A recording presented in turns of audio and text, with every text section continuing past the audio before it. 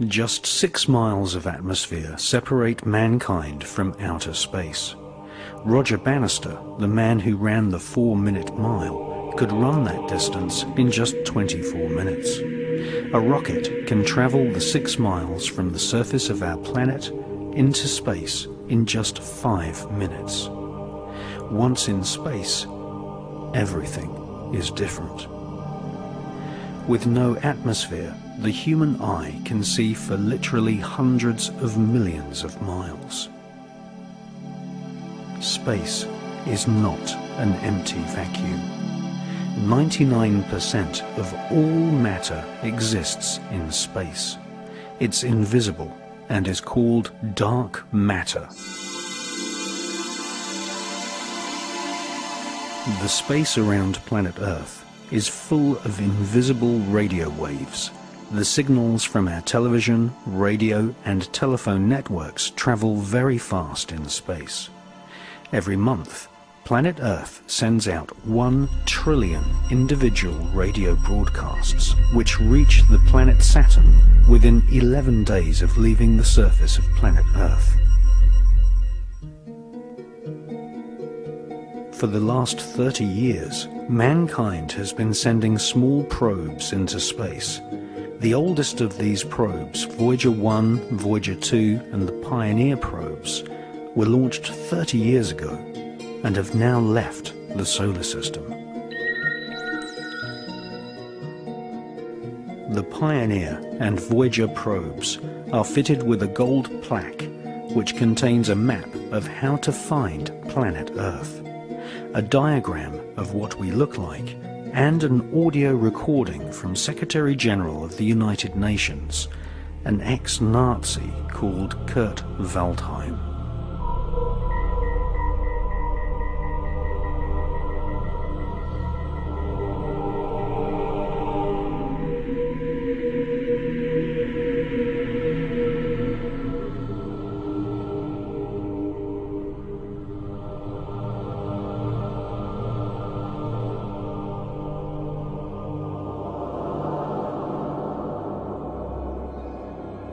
This film is about the scientists and government agencies who have, throughout the ages, kept a very big secret from mankind.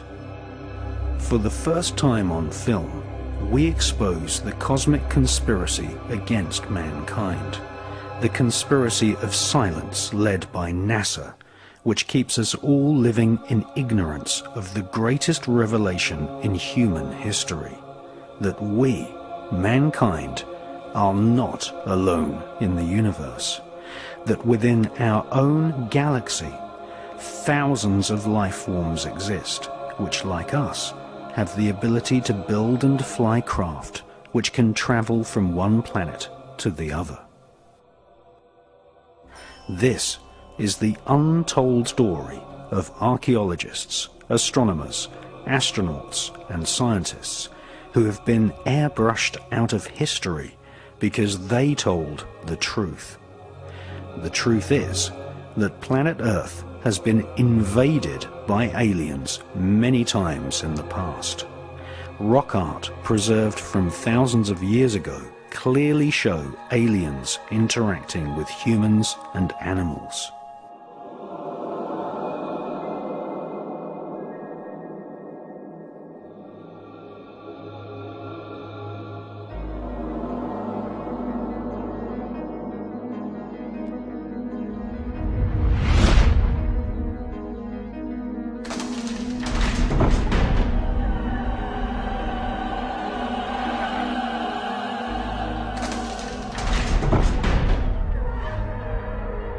Ancient legends from the Himalayas, Middle East and Americas say that some aliens were benevolent and taught early man how to make electricity. Some aliens were neutral and just observed us. Our biblical forefathers called them the Watchers, and the hybrid human-alien offspring were called the Nephilim.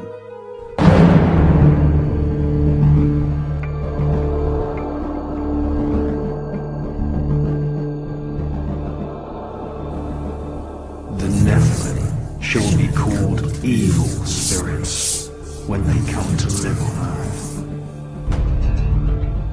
Evil spirits shall exude from their flesh, because they were created from a mixture of mankind and the watchers who fly above.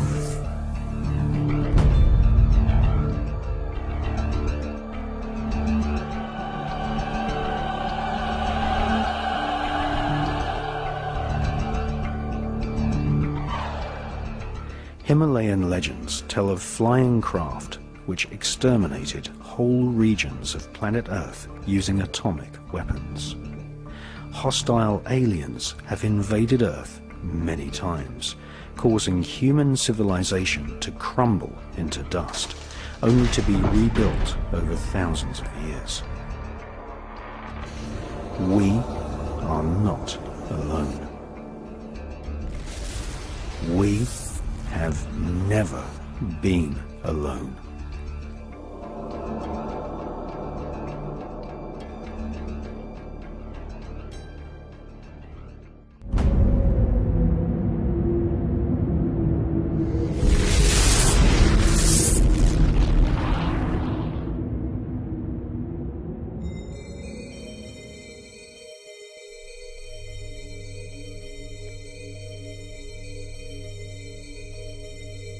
Having been accused of planning the 9/11 terror attacks as an inside job, and having been exposed as a long-time member of the Skull and Bones secret society with macabre rituals, George W. Bush's popularity fell to an all-time low prior to the 2004 presidential election. Bush staged a grand photo opportunity at NASA, using the American space program as a grand charade, making a speech from NASA headquarters about the future exploration of space. But the speech by George W. Bush is not about the exploration of space. It is more about the exploitation of space.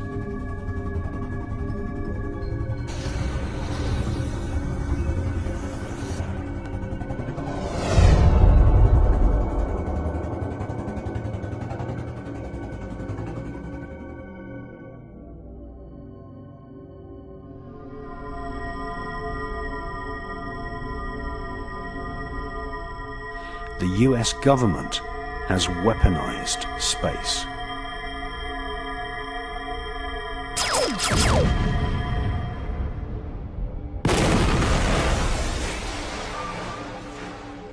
In December 2006, Nexus magazine republished news reports which claimed that communist Chinese satellites had fired laser beams at satellites owned by the American government. Star Wars are happening right now.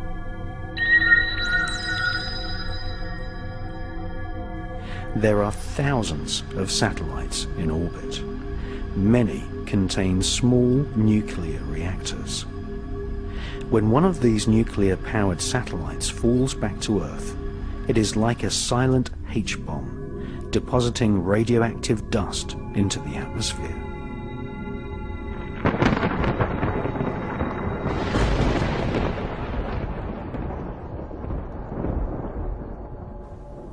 Just 1 pound of plutonium dust deposited into the Earth's atmosphere would kill all living creatures and plant life on the face of the planet. The US government presently has nearly 50 pounds of plutonium orbiting planet Earth in a range of military satellites.